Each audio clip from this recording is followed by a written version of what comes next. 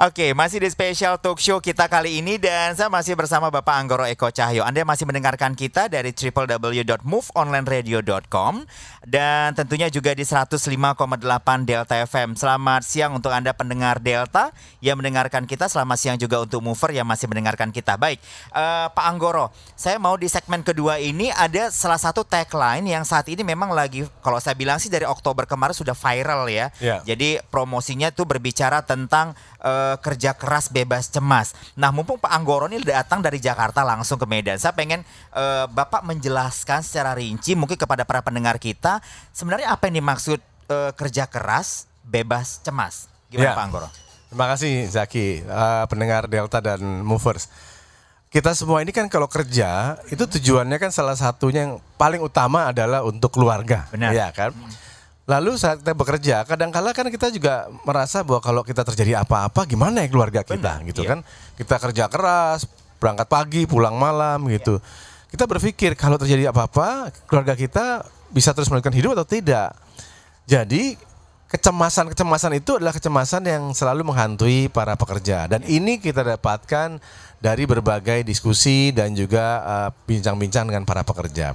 Nah, untuk mereka bisa kerja keras dengan tenang tanpa khawatir kalau terjadi apa-apa, bahkan perlu ada namanya perlindungan sosial, perlindungan jaminan sosial. Perlu ada bantalan kalau ada resiko. Nah, BPJS Ketenagakerjaan itu kan lahir atas amanat undang-undang untuk melindungi seluruh warga negaranya. Kalau kita khusus yang bekerja. Nah, ini kita sampaikan kepada mereka kerja keras aja karena memang kerja keras adalah bagian dari tujuan kita untuk mensejahterakan keluarga. Tetapi kalau terjadi sesuatu, karena kita punya perlindungan, ada jaminan kecelakaan kerja, jaminan kematian, jaminan hari tua, mereka nggak usah khawatir, nggak usah cemas. Karena banyak sekali kan begini ya Zaki, teman-teman yang masih muda-muda bekerja keras, begitu sakit atau karena akibat kerja sakit, lalu masuk rumah sakit, gitu jual semuanya gitu ya. Dan akhirnya yang paling tergerus adalah dana pendidikan anak-anak. Nah, ini kan hal yang menurut saya krusial gitu. Udah kalau gitu kita bilang begini, udahlah kerja keras saja. Soal risiko pindahkan ke kita, sehingga kecemasan itu pindahkan ke kita. Jadi kerja keras, bebas cemas. Oke, Pak Anggoro, mungkin sedikit sebelum saya nanti di segmen ini sebenarnya segmen terakhir kita Pak Anggoro. Tapi sebelum saya nanti ke segmen terakhir, saya mau bicara ke Pak Anggoro. Sekarang ini kan memang lagi banyak dunia online sebenarnya. Dan otomatis orang banyak bekerja dari rumah dengan menciptakan usaha baru. Freelancer dong jatuhnya. Cover nggak sih Pak Anggoro? Cover. Itu yang kita sebut sebagai pekerja bukan menerima upah. Mereka bekerja, tetapi karena freelancer kan kadang ada penghasilan, kadang enggak. Benar. Nah, ini yang kita dorong karena selama ini pemahamannya mereka berpikir bahwa BPJS Ketenagakerjaan atau BP Jam Sostek biasanya itu dipikir untuk orang kantoran aja. Bukan.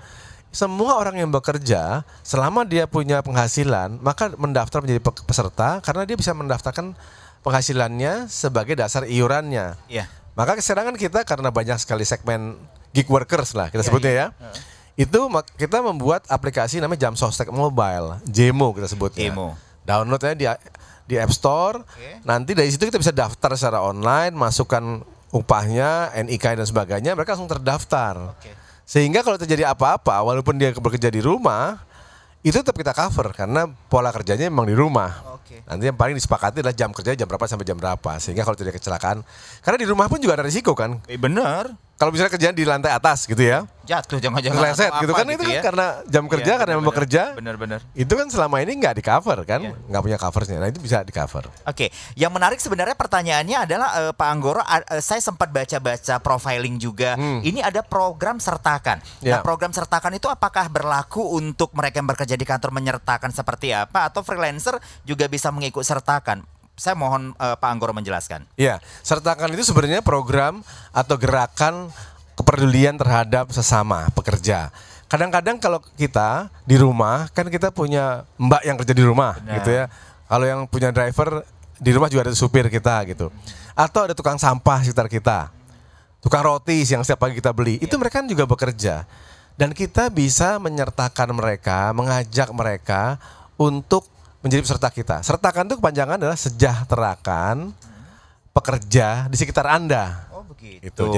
Jadi bisa beramal juga ya? Iya bisa beramal karena sekarang kalau kita lihat iurannya kan ringan ya, 16.800 plus 20.000, 36.800 per orang per bulan.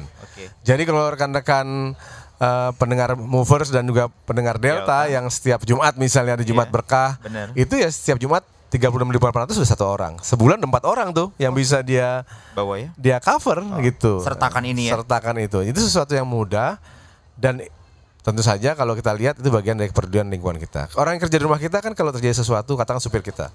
Kalau sakit kan kita juga yang membiayai kan. Kita juga yang masalah. Iya kan. Nah maka kalau kita ikutkan program BP Jam Sostek ini, program Sertakan ini, paling tidak mereka bisa di cover oleh BPJS Tenaga Kerjaan. Manfaatnya sama nggak sih Pak Anggoro antara program Sertakan dengan program yang biasa diambil orang-orang kantoran? Sama, hanya saja kalau program yang bukan menerima upah, katakan itu kan mereka hanya bisa JKK, kecelakaan kerja, JKM, kematian sama JHT, jaminan hari tua. Jaminan pensiunnya itu adalah untuk pekerja yang penerima upah, pekerja formal. Jadi prinsipnya sama, hanya kurang 1 program aja. Tapi resiko hari tuanya tetap ada covernya di JHT. Baik. Sudah jelas sekali dan ini juga merupakan segmen terakhir kita Pak Anggoro. Apa yang ingin Anda sampaikan untuk para pendengar kita, termasuk juga sekaligus juga menjadi closing statement Anda? Ya, rekan-rekan pendengar Delta dan Movers, Anda segera download aplikasi Jemo, Jam Sostek Mobile. Anda lihat di situ aplikasinya, Anda download dan Anda lihat manfaat-manfaatnya. Saya meyakini kalau Anda bisa melihat manfaatnya dan Anda melihat besarnya iuran, sudah pasti Anda akan langsung mendaftar. Karena menjadi peserta BP Jam Sostek itu adalah hak konstitusi setiap warga negara. Hak Anda sebagai warga negara, sebagai pekerja untuk mendapat perlindungan dari negara. Bagaimana cara melindunginya? Ya Anda harus bergabung menjadi peserta agar kita tahu Anda adalah peserta kita semua. Demikian dari kami. Termasuk juga nanti saya informasikan sekarang ini startnya ada di lapangan Astaka BP Jam Sostek. Di sini juga ada hiburan. Anda nanti bisa dapatkan kuis, hadiah dan juga bisa cek kolesterol ya Pak Anggoro di sini ya. Dan lain-lain. Anda yang mendengarkan kita mungkin dari Delta FM atau juga Move Radio, Anda bisa kemari, Anda bisa nikmatin hiburan dan juga nanti bisa cek kolesterol. Pak Anggoro terima kasih waktunya sudah bisa ngobrol kita untuk walaupun tidak lama tapi sepertinya engage-nya ini sudah mulai enak banget nih ngobrol sama Pak Anggoro ya. Bermanfaat ya. Semoga Anda betah di Medan dan bisa nikmatin kuliner di Medan. Ya, terima kasih. Terima kasih. Saya Zaki Yusuf langsung pamit. Wassalamualaikum warahmatullahi wabarakatuh. Ada produser acara Tegar Manatar, kru lighting juga ada Wajang Galewa dan semuanya. Terima kasih pendengar Delta dan juga Move Radio. Wassalamualaikum warahmatullahi wabarakatuh. Waalaikumsalam warahmatullahi wabarakatuh.